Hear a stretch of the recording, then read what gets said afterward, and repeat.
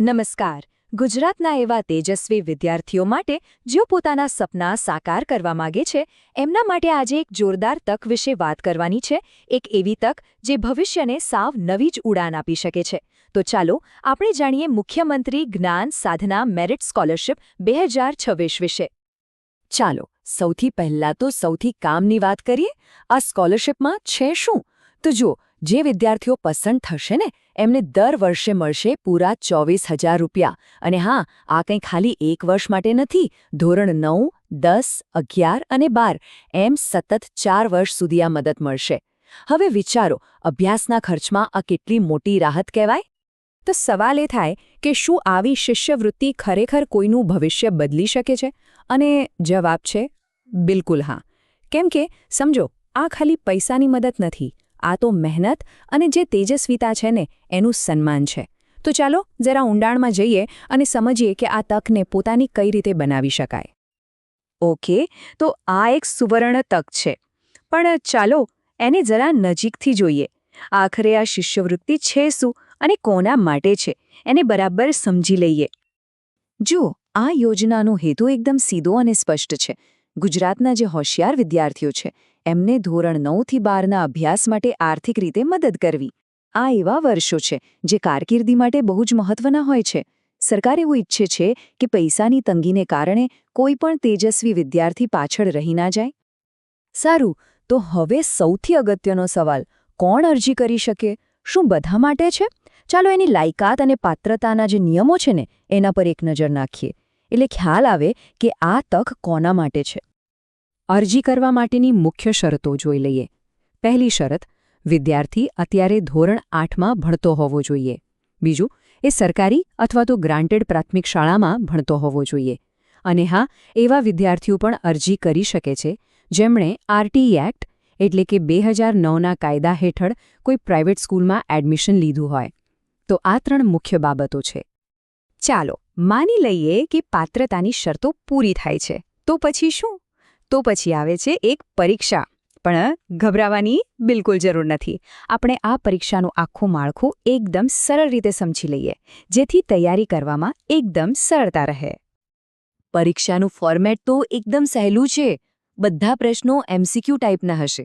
એટલે કે એક સવાલ અને એની નીચે 4 ઓપ્શન. સાચો જવાબ પસંદ કરવાનો. અને સૌથી સારી વાત એ છે કે પરીક્ષા ગુજરાતી અને અંગ્રેજી બંને માધ્યમમાં આપી શકાશે. જે માધ્યમ ફાવતું હોય એ પસંદ કરી લેવાનું. ઓકે, તો હવે પેપર કેવું હશે એ સમજીએ. કુલ સમય મળશે 150 મિનિટ. આ પરીક્ષાના 2 મુખ્ય ભાગ છે. પહેલું છે MET એટલે કે મેન્ટલ એબિલિટી ટેસ્ટ, જેમાં તર્કશક્તિના 40 સવાલ હશે અને એના 40 માર્ક્સ. બીજો ભાગ છે SAT એટલે કે સ્કોલેસ્ટિક એપ્ટિટ્યૂડ ટેસ્ટ, જેમાં ભણવાના વિષયોના 80 સવાલ હશે અને એના 80 માર્ક્સ. મતલબ કે કુલ 120 સવાલ, 120 માર્ક્સ. હવે જે 80 માર્ક્સનો સેટ વિભાગ છે એમાં શું હશે? તો જુઓ, ગણિતના 20 સવાલ, વિજ્ઞાનના 20 સવાલ અને સામાજિક વિજ્ઞાનના પણ 20 સવાલ. બાકી રહ્યા અંગ્રેજી અને ગુજરાતી. તો એ બંનેમાંથી 10-10 સવાલ પૂછાશે. અને સૌથી અગત્યની વાત, આ બધો જ સિલેબસ ધોરણ 8નો જ રહેશે. એટલે કંઈ બહારનું વાંચવાની જરૂર નથી. અહીં એક ખાસ વાત પર ધ્યાન આપવા જેવું છે. આ પરીક્ષા ખાલી ઘોખીને પાસ કરવાવાળી નથી.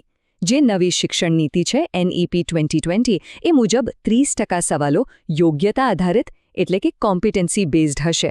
એનો મતલબ શું? એનો મતલબ કે એવા સવાલો હશે જે સમજ અને તર્કશક્તિને ચકાસશે. એટલે વિષયને ઊંડાણથી સમજવો બહુ જ જરૂરી બની જશે.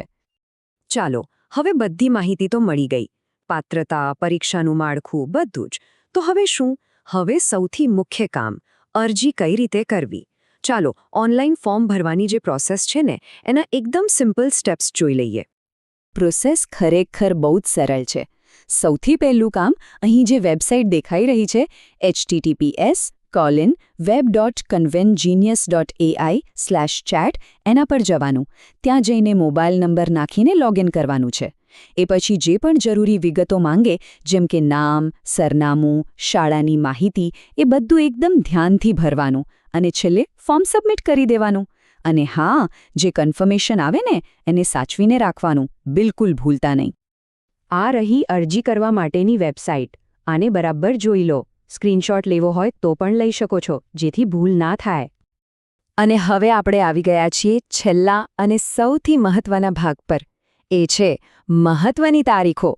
અને ખાસ નોંધી લેજો, કારણ કે જો તારીખ ચૂકાઈ ગઈ તો આખી તક હાથમાંથી જતી રહેશે. આ તારીખો બરાબર યાદ રાખી લેજો. ઓનલાઈન ફોર્મ ભરવાનું શરૂ થશે 5 ફેબ્રુઆરી 2026થી અને ફોર્મ ભરવાની છેલ્લી તારીખ છે 16 ફેબ્રુઆરી. એટલે કે બહુ લાંબો સમય નથી, તો છેલ્લી ઘડી સુધી રાહ જોયા વગર ફોર્મ ભરી દેવું સારું. અને પરીક્ષાનું પરિણામ ક્યારે આવશે? એની સંભવિત તારીખ છે 4 એપ્રિલ 2026. થોડી બીજી પણ જરૂરી માહિતી છે, એ પણ જાણી લો. પરીક્ષાનું જે રિઝલ્ટ છે એ www.sabexams.org પર જાહેર થશે. પરીક્ષા માટેની હોલ ટિકિટ પણ ઓનલાઈન જ ડાઉનલોડ કરવાની રહેશે. અને એક વાત ખાસ, ફોર્મમાં બધી માહિતી એકદમ સાચી અને ચોક્કસ ભરજો, કારણ કે રાજ્ય પરીક્ષા બોર્ડ એની પૂરી ચકાસણી કરશે. તો આ હતી મુખ્યમંત્રી જ્ઞાન સાધના મેરિટ સ્કોલરશિપ વિશેની બધી જ માહિતી. આ ખરેખર માત્ર એક શિષ્યવૃત્તિ નથી, પણ પોતાના સપનાઓને એક નવી ઉડાન આપવાની તક છે. તો હવે સવાલ એ છે કે શું પોતાના ઉજ્જવળ ભવિષ્ય માટેનું આ પહેલું પગલું ભરવા માટે તૈયાર છો? કારણ કે તક સામે આવીને ઊભી છે.